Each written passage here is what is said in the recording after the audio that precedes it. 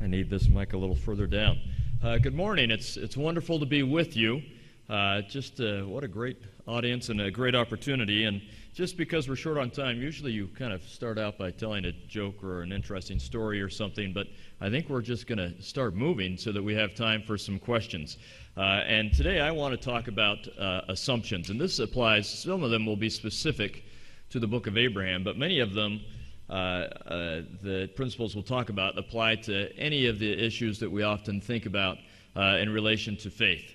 And so I'm just going to start out with some assumptions that are general, and then we'll move into some assumptions about the book of Abraham. And we'll start out by talking, this is, FAIR has apologetics in its name, so I'd just like to talk a little bit about some assumptions we make with that. For some people, apologetics means to try and defend a certain position, and there is something to that. I take, at least personally, a little bit of a different approach, which is to just try and understand what's true, what's accurate, and having great faith in the restoration. For me, I'm not afraid of any bits of facts or any points of view. I think in the end will be supported, and so we can look for any kind of source and be public about it, and eventually we'll come to understand how that fits into our faith perspective. I think that's a view that's being adopted more and more by Latter-day Saints, and I think the Joseph Smith Papers Project is a great example of this, where we're saying we're not afraid to put anything out there. There's nothing to hide. This is all true, and so we don't have anything to hide. We can put everything forward. Sometimes people associate apologetics with a rather strident tone, and I think that that's not accurate either. Sometimes it is, and I think that's unfortunate. I think that if we are honestly seeking truth, there's no need to be strident, and I hope to maintain that. The aims is a little bit about what is apologetic. I hope that our aims are to just seek truth and disseminate it. And sometimes that's not what people assume. But what I really like to spend my time on is how important the beginning premise or the beginning assumption is that people make. And often we don't realize this. And it's what frequently causes disagreement among people who are of different faiths or of no faith at all, because they don't realize what their beginning assumptions are. So let me use an analogy that may be useful. And I'm not a physicist. I'm going to use a physics analysis. If someone here is a physicist and can tell me that I'm incorrect, I'd like to know that. But for a long time, there was an assumption that anything in the universe, we had either particles or we had waves. And something could not be both a particle and a wave. That was an assumption that we went with for a long time. And then with further research, we found that light had some characteristics of particles and some characteristics of waves. Now, if someone were so dedicated to that original assumption that something is either a particle or a wave, they are now in the position where they will have to disallow certain kinds of evidence. If they are sure that light is a wave and it can't also have characteristics of a particle, any evidence that suggests it is a particle has to be explained away. Similarly, if you're sure it's a wave, or a particle, you'll explain away evidence that it's a wave. I think this is a little bit akin to our assumptions about the validity of revelation as a source of knowledge. There are many people in the world who are certain that that is not a valid source of knowledge.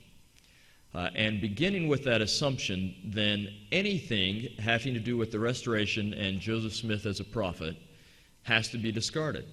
They have to ignore any evidence that would support that.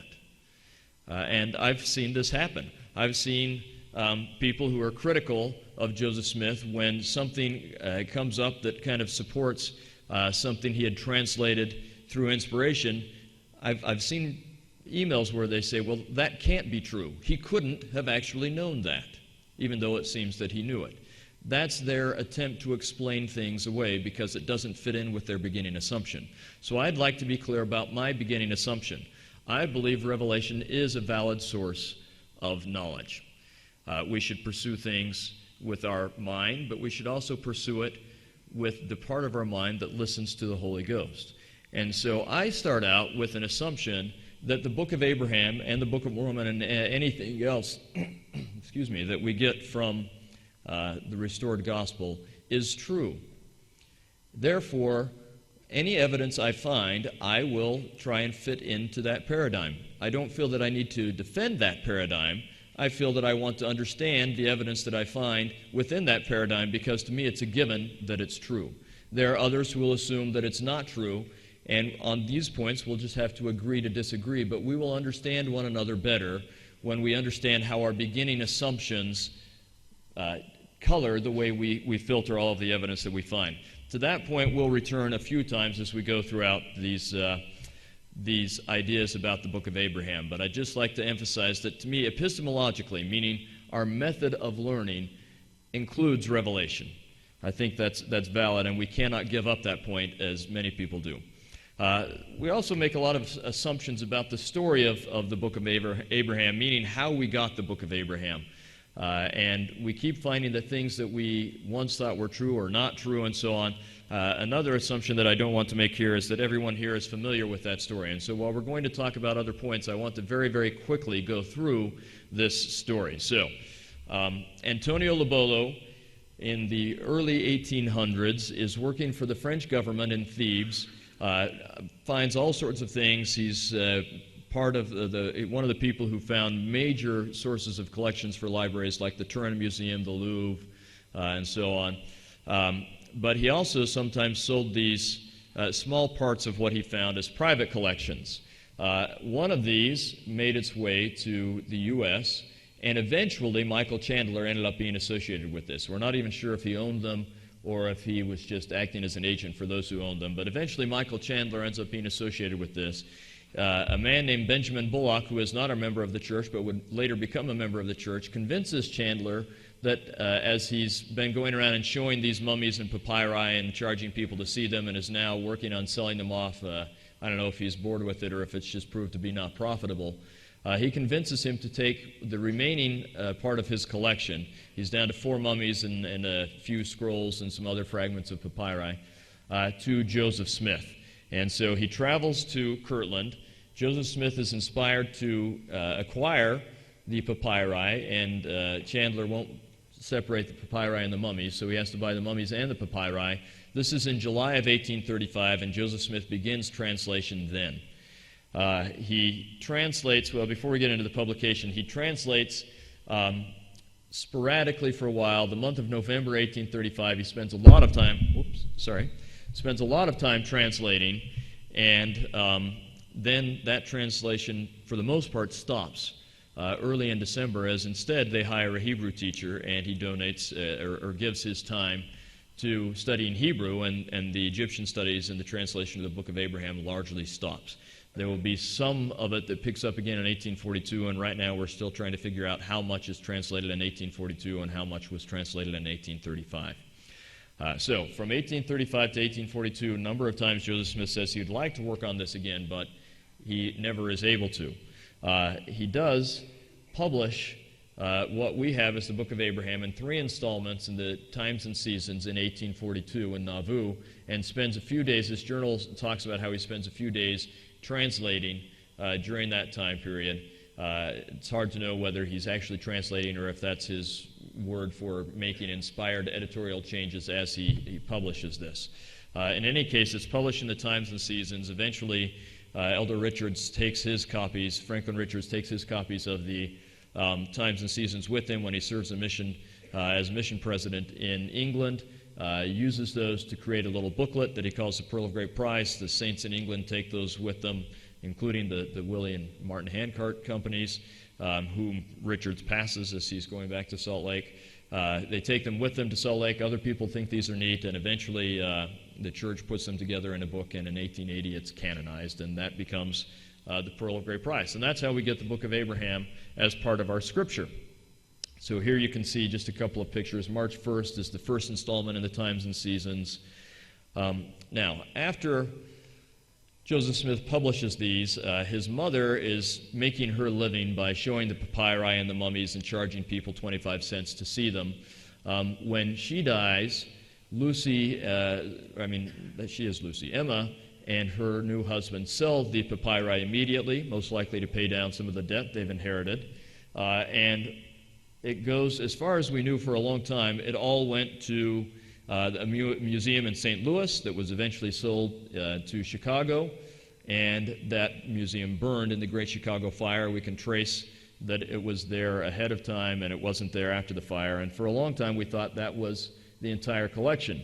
But it turns out that a small part of that collection had been given to a housekeeper who eventually, her descendants sold it to the Metropolitan Museum of New York, and eventually they made contact with the church and gave these fragments of papyri back to the church. Here you can see a picture of N. Eldon Tanner receiving these from the Met and from Aziz Atiyah, who was a scholar at the University of Utah who helped facilitate that exchange. This is what brought the fragments that we now have back to life. That's in 1967. So that's the story, very, very briefly. So now let's look at some of the key assumptions. And this first assumption is one of the ones that causes people the most problem. Most of the angst over the book of Abraham comes from this first assumption, and that is an assumption about the source of the book of Abraham. As people ask, what was the source of the book of Abraham, there was an immediate assumption made that it was the text that was next to facsimile 1, because you can see on the screen that one of the fragments of papyri that survived is the original that facsimile 1 was made from, and there are columns of text adjacent to it.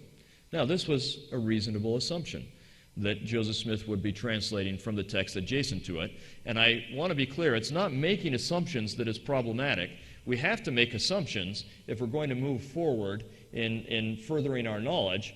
We just have to test those assumptions. And that's where the process failed early on. Most people made the assumption that Joseph Smith was translating the text next to facsimile 1 and didn't ever bother to test it. And so many Latter-day Saints were very excited. They thought, good, now that we can translate Egyptian, we can prove Joseph Smith was a prophet. Other people who were critics of the church were sure they could prove Joseph Smith was not a prophet. We translate the text next to facsimile 1, and it turns out to be a fairly common Egyptian funerary document called the Book of Breathings. And because everyone had made the assumption that he was translating from the text adjacent to it, an argument that we call an argument of propinquity, which is not typically seen as a wonderful argument, but in any case, this seemed like game over to many people. But the thing we really should do is check these assumptions. And the question is, how can we check the assumption whether or not Joseph Smith was translating from the text next to facsimile 1? Now, we could spend an hour on each of these topics that I'm now going to spend a minute on each, but I just want to go through this very quickly so you can see there are ways to check this. One of those is to look at contemporary papyri that were created at about the same time, and see how often the text is associated with a picture it's adjacent to. And it turns out it's around 50% of the time. In fact, the person who owned, the ancient person who owned facsimile 1, a person named Horus, we have his copy of the Book of the Dead, and it's about 53% of the time that in his Book of the Dead that the text goes with the picture it's next to. Now that seems strange to us, but if you think about it, I'm sure you've all had a textbook or some other kind of a book that said, see figure 2.3, and figure 2.3 was 2 pages away. And that's with fairly sophisticated publication software. They did not have that luxury. It just turns out that sometimes as you're making a book and you have one person who's a scribe and another person who is an artist, that the text and the picture that goes with it aren't right next to each other. And so given this way of checking with contemporary papyri, we can see it's an assumption that may be true, but it's not necessarily true, that Joseph Smith would be translating from the text adjacent to facsimile 1. We can also look at Abraham 1:12 and 1:17. What we really are doing is checking the text itself. And these verses say that they will refer you to the picture at the beginning of the record. Now, these verses are so close to the beginning of the record, and especially if it really is written in Egyptian, in which case this takes up much less space than English, because you don't write any vowels and each character can represent 1 to 4 or 5, usually around 3 consonants. It takes up much less space.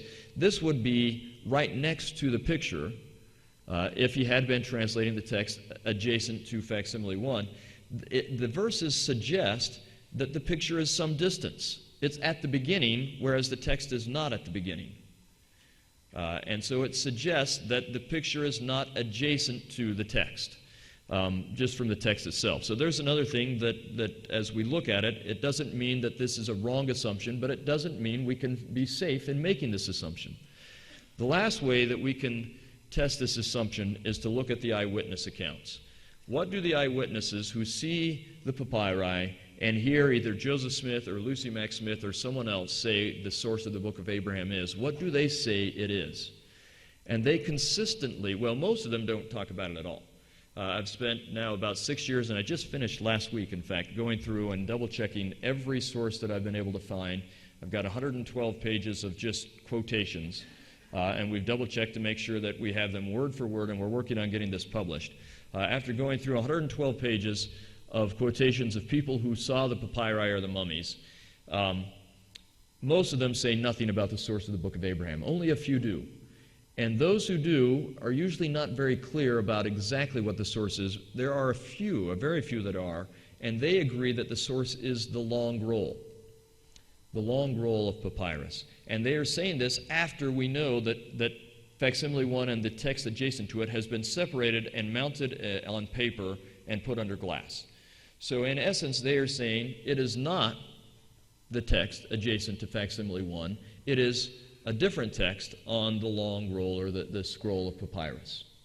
And so the last way of testing, the first two said that this assumption may or may not work. We aren't safe in making the assumption. But the last way of checking this tells us it's a bad assumption. Joseph Smith is not translating from the text adjacent to facsimile 1. But it is that assumption that has led so many people astray, as they have thought, oh, Joseph Smith couldn't be inspired because, look, he said he translated this text and it says something else. That is not what Joseph Smith said he was translating. And so that assumption is an important one to understand. Here we have it written just for your notes. Witnesses agree that the roll, or the long roll, is the source of the Book of Abraham. Now, there actually may be some problems with that, some mistakes with that, and we'll come back to that in just a minute as we deal with the next assumption, which is assumptions about the translation of the Book of Abraham. We often feel like we understand the translation process and what's going on as Joseph Smith translates things. I'm not sure we can make some of the assumptions that we make. What we should do is we should do our homework and look at the history of Joseph Smith's translation projects. So let's talk about the translations projects that we know something about. The first one that we know, Joseph Smith is translating the Book of Mormon. He's taking a text that he has in one language, a language that he doesn't claim to know, and this is another assumption that people make. Many people assume that you can only translate through a conventional manner, meaning if you have studied a grammar, then you can translate a text. And they disallow the possibility of an inspired translation, of the gift of tongues. And for those people, when we reach this point, the discussion kind of ends, and you just have to part ways. We can do it amicably, but we have to say, if you don't believe that, then you're right. Joseph Smith did not know Egyptian in a conventional way. If your belief is he can't receive inspiration, we'll disagree, because I believe that he can translate through the gift of tongues. And that's what he's doing with the Book of Mormon. He doesn't know the language that is on the text. He's using a text in one language and producing a text in a different language, though he is frequently not looking at the physical record at all, but rather using the Urim and Thummim, that set of seer stones, or another seer stone. And so the text is important, but it's not the key. It's the inspiration he receives from God that is the key as he goes from one language to another. In the middle of translating the Book of Mormon, he translates another text. We have this as section 7. This is the Parchment of John, a text he never actually physically sees. He sees it in vision. I don't know if he sees the words on the text or not. He just sees a text, maybe the words, maybe not. Says nothing about the language. I don't know if he even knows what language it is in, but receives through inspiration what that text says. Presumably it was in one language, and he gives it to us in a different language. As he finishes, right after he publishes the Book of Mormon, he starts what he calls the new translation of the Bible. We call it the Joseph Smith translation.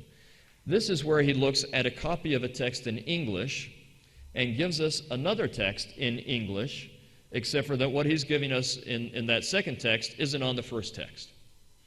That's not how we usually think of translation, but that's what Joseph Smith calls it.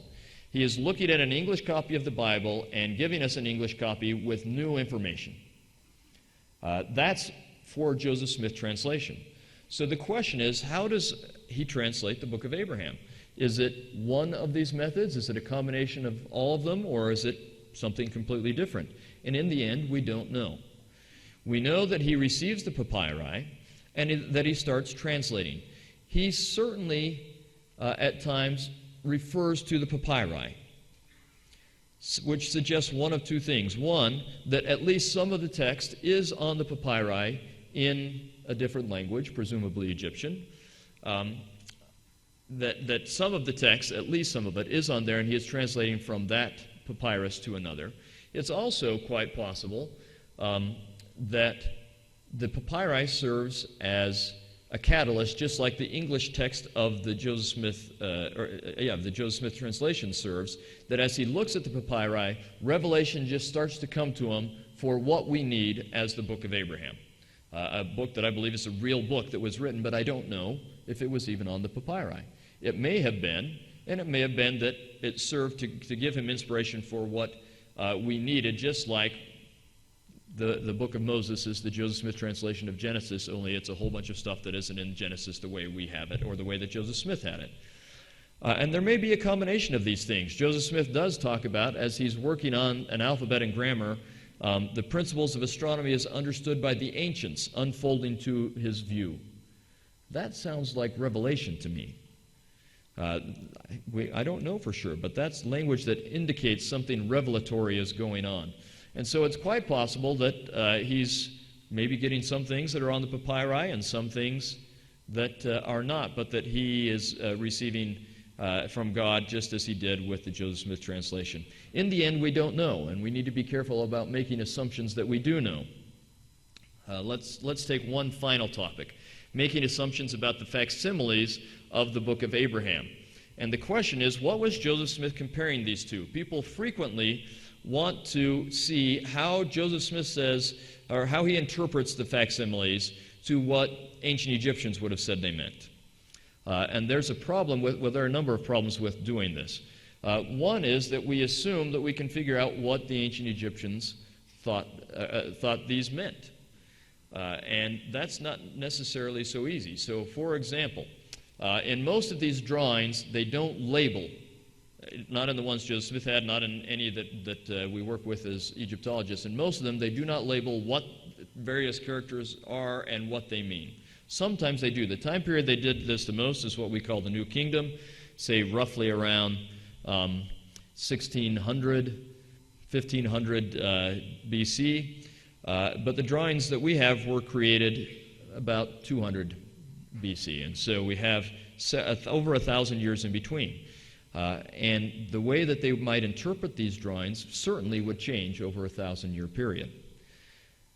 So the difficulty that we have as Egyptologists is trying to figure out what did ancient Egyptians think these drawings meant when we don't have any ancient Egyptians from that time period that actually tell us what it meant.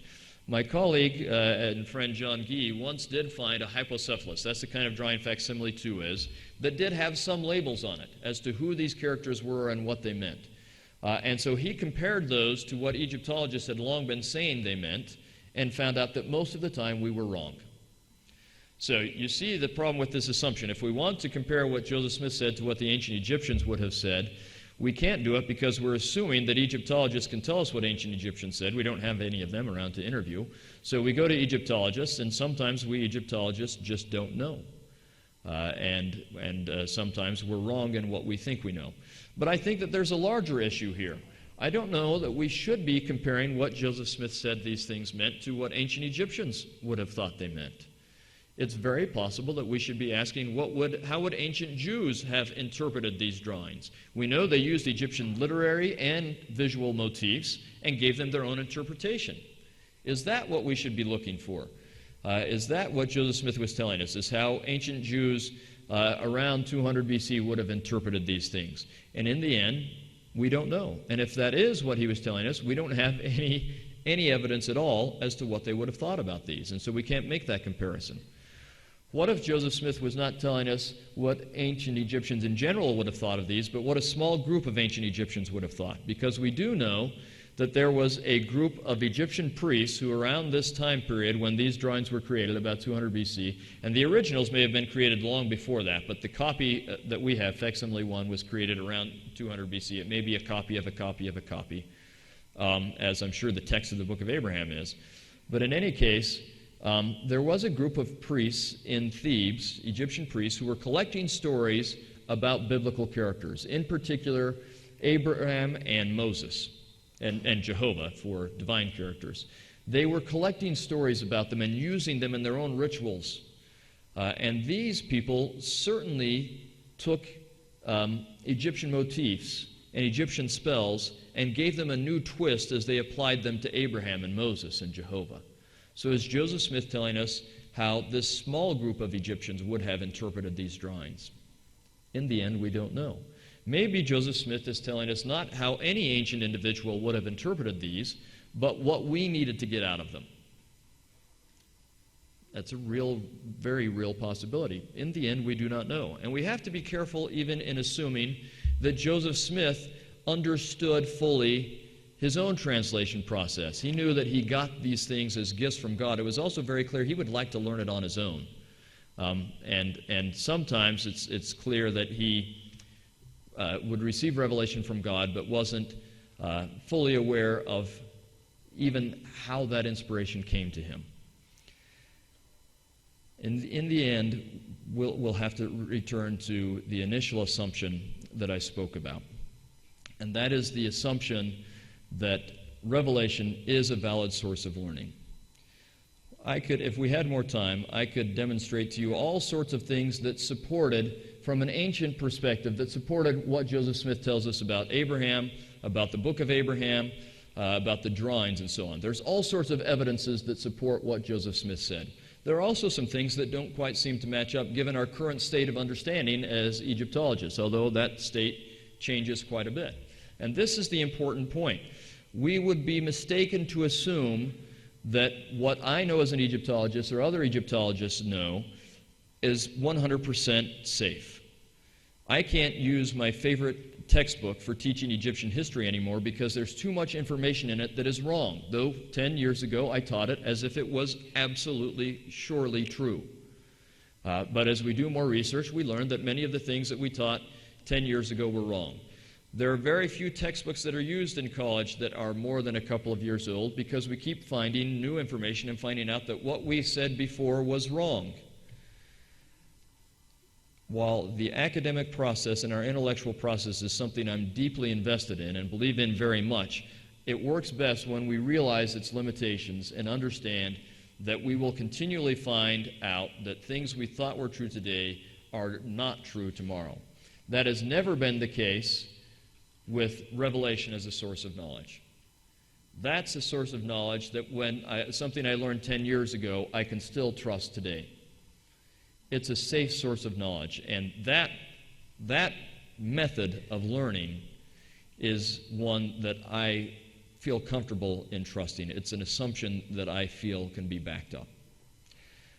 There are so many more things we could talk about. I think the Mormon Challenges website has done a great job with dealing with some of these issues. I've got a CD, I think, that's out there with the 3 hours of lecture, a little more than 3 hours of lecture that go through more of these issues. And we're continuing to produce articles and books and so on that address many of these. But I think as we get into the details about the book of Abraham, the important thing is always to remember the assumptions that we bring with us as we go in. I think it's probably time to answer some questions. Is that correct? So I think they're going to bring some questions to me. Is that okay? All right, we've got two. Oh, thank you.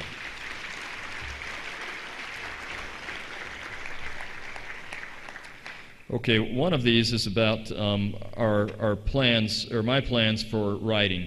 We got some more questions coming in, and answering these questions. So that's a topic that's worthwhile. Not only myself, but a number of others, John Gee, Brian Hauglid, and others are writing a lot of things about the book of Abraham right now. I right now have 4 articles that have been submitted to various journals, the Journal of Mormon History, BYU Studies, and different places that I'm waiting for to go through the review process. I have a small book that I've submitted to Covenant. I haven't heard back from them on that yet. This is a small one, basically going through some of what we've talked about more in depth. But the big plan is to write two larger books. One would be an academic book addressed to the Academy, where I go through all of the issues from the history, the eyewitness sources, to Egyptological aspects of the papyri, and the facsimiles, interpretations of Egyptian drawings, and so on, and try and deal with all of the issues in there in an academic way while being clear about these various assumptions. And the method I'm using as I do that is to take each topic that I'll treat and write it as an article, get it out there, get feedback on that article, and then the book will be better. So I'm getting close to, in some ways the book is already written because I've got all these articles that have been done, but I'm getting close to actually formally putting those together. When that is done, then I want to write a lay version, because that will have 1,000 details that will be like ether and put everyone to sleep. And it should not be used while operating heavy equipment. So I will then write a book that probably would go with either Covenant or Deseret Book or something like that to the lay audience that would address these same issues in I guess, a more user-friendly way, but would have the scholarship of the larger book to back it up. So let me take just a minute more to read these questions. So critics have argued that all of the papyri were recovered, not just the fragments. The church has suppressed the remaining papyri and scrolls because they don't directly translate into the Book of Abraham. What fragments remain exactly? So that's 100% not true. Any critics that are saying that just don't have good information. I've seen all of the fragments that the church has. I've traced from the catalogs in the museums and the advertisements in newspapers and news accounts in newspapers of people who went in and saw what had gone to these museums, that the vast, vast majority, the long scrolls, were in the museum that burned. And that the only fragments that we know anything about are those. There are 11 fragments that you can find publications on. Michael Rhodes, it's translated almost all of these, maybe all of them, I'll have to check. And you can get those from the Maxwell Institute at BYU. We know about all of the fragments. I mean, it's possible that some of them were given to someone else, and if you find them in your grandmother's attic at some point, I would be very interested in knowing that. But at this point, everything we know is either in those 11 fragments or in those large scrolls that were burned, and we don't know about anything else. And it's interesting. So this brings up another point. I was recently reading some notes that someone who has left the church partially over issues with the Book of Abraham had made on this statement. I'm not sure if you're aware that the church recently released on LDS.org these statements about various gospel topics. One on the Book of Abraham. And as he was making notes on the text, he was saying that while we said that there was much more to much more writings that Joseph Smith had, much more papyri that Joseph Smith had, he felt it couldn't be true because we already had most of the Book of Breathings, and so you couldn't add very much to it. Again, this is making an assumption that the Book of Breathings was that entire scroll. It's demonstrably not. It's a small part of what eyewitnesses are telling us is a very long scroll. And so we have a very, very small percentage of the writings that Joseph Smith had. So here's a great question. Why would the Book of the Dead and the Book of Abraham be on the same scroll? Actually, we don't know if we don't know if either the Book of Breathings, which is the text surrounding facsimile 1, we don't know for sure. Here's an assumption that I often make and have to backtrack and realize I'm making this assumption. My guess is that facsimile 1 and that text around it, the Book of Breathings, is on the same scroll that the Book of Abraham is on. So I'll get back to that question in just a minute. But we can't be sure of that. In fact, one of the eyewitnesses that saw the papyri talked about how the papyri that had been mounted, glued to paper, and if you want to read about the paper it was glued to and so on, Alex Baugh and I did an article in the Journal of Book of Mormon and Other Restoration Scripture that came out earlier this year. You can find that. But he describes those as being tan in color, with the scrolls being blackened in color. Now, often scrolls will get black in color because they're put on a mummy, and as the mummy desiccates, the fluids turn the scroll black. Usually it's just the outside couple of rolls. But this eyewitness is saying it after these fragments have been mounted. So I'm in the midst of some research. How often will these fluids turn a scroll black, and it's black on one side, but you can open it up and still read the other side? And it's not very often.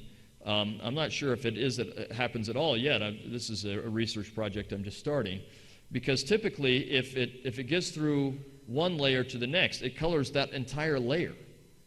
And so it's possible that the Book of Breathings was not on this long scroll that Joseph Smith is translating, or at least it serves as the catalyst for translating the Book of Abraham, or which all or some of the text of the Book of Abraham is on.